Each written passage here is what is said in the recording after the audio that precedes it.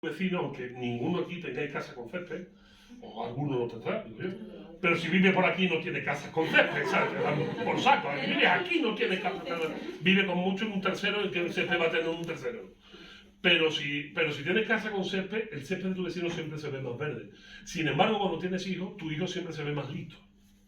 Para ti, tu hijo siempre es más listo que el del vecino. Entonces es mucho más fácil hablar del hijo del vecino.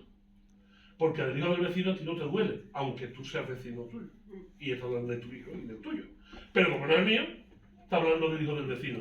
Y voy a acercarme a esos temas porque en todo este recorrido que os he dado medio nostálgico, hay algo que me saltó a la cabeza hace ya un tiempo, ¿no? Cuando yo iba a casa de Isabel, a la panadería, Isabel tenía 2 libretas. ¿Alguien se acuerda de eso? ¿Las libretas para qué? Para el pan fiado. Pan fiado. No sé si sabéis lo que significa el pan fiado o si recordáis el pan fiado. ¿Qué significa? Isabel, dame 2 barras y me la apunta que viene después mi madre y te lo paga. Te fiaba el pan. Fiar viene de una palabra latina, y aquí me pongo filosófico, que es fidere. Fidere es poner tu fe en el otro. Cuando el pan te lo dan fiado, significa que la persona que te da el pan pone su fe en ti. Y te da el pan para que más tarde tú se lo pagues, pero sabiendo que puede que tardes en pagárselo, pero está poniendo su confianza en ti. Y escarbando mucho me doy cuenta de que quizás en esos años, que San Diego es un sitio complicado para vivir, los carteros, ni te cuento, los carteros, lo creo perfectamente que no estaban ni asfaltados.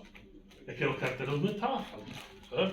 De hecho, era muy divertido en este invento que hicieron del aula rotativa donde nos daban las calles de los carteros. Nos teníamos que aprender las calles de los carteros, ¿sabes? Así hay gente que se la inventa, ¿sabes? Pero bueno. Y cuando uno habla del pan fiado, lo que me salta a la cabeza es la palabra confianza.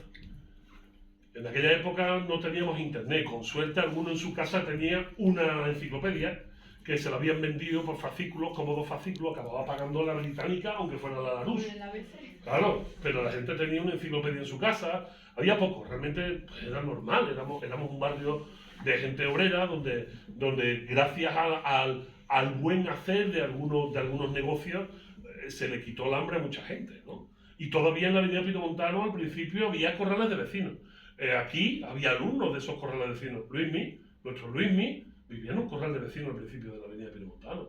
Era un corral de vecinos que seguían compartiendo letrina con todos los vecinos. Esto pasaba en los años 80 aquí. Porque se nos ha olvidado, porque somos europeos y todo este rollo, ¿no? Pero se nos ha olvidado de dónde venimos y cómo nos hemos formado los que somos de aquella época, ¿no? En el mundo de la educación se intenta avanzar en muchos caminos. Obvio que un camino son los modos educativos. Cómo tenemos que educar a los jóvenes. Y se hacen experimentos que pueden salir bien y experimentos que salen mal. Realmente está casi todo experimentado, ya está casi todo experimentado. Y al final, me acuerdo que un catedrático de la Universidad Nacional Autónoma de México, donde he estado trabajando durante 10 años, me dijo: Vico, en educación, si algo sale bien, no te molestes en imitarlo, cópialo. Cópialo. Digo, no, en mis exámenes lo he hecho alguna vez, no, hombre, no, o sea, cópialo, replica el modelo exactamente igual. ¿Por qué? Porque no hay que comerse la cabeza con grandes inventivas, cuando hay un sistema que funciona, ¿no? Y aquí tuvimos que probar muchos sistemas a ver cuál podíamos encontrar que funcionara. En educación también una de las cosas que llevamos haciendo los últimos 2500 años es entender cómo funciona la mente del ser humano.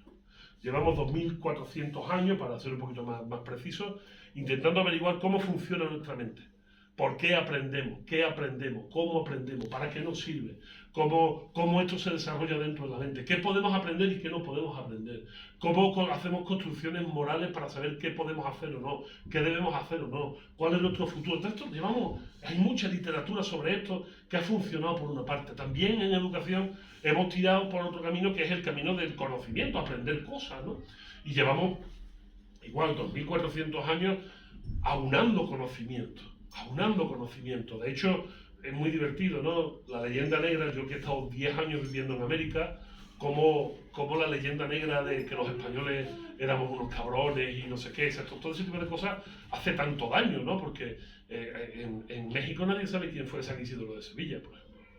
Y en Sevilla tampoco, aparte de una calle. Y en Sevilla tampoco, porque simplemente la leyenda negra la hemos acabado comprando los propios españoles, ¿no?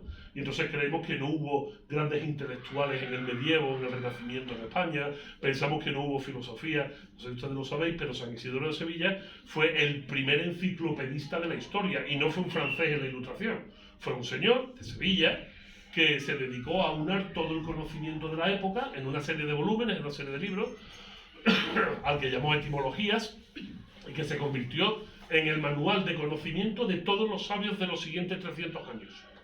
O sea, fue el cabrón que hizo la Wikipedia del año 600. El de la Wikipedia del 600 fue sevillano.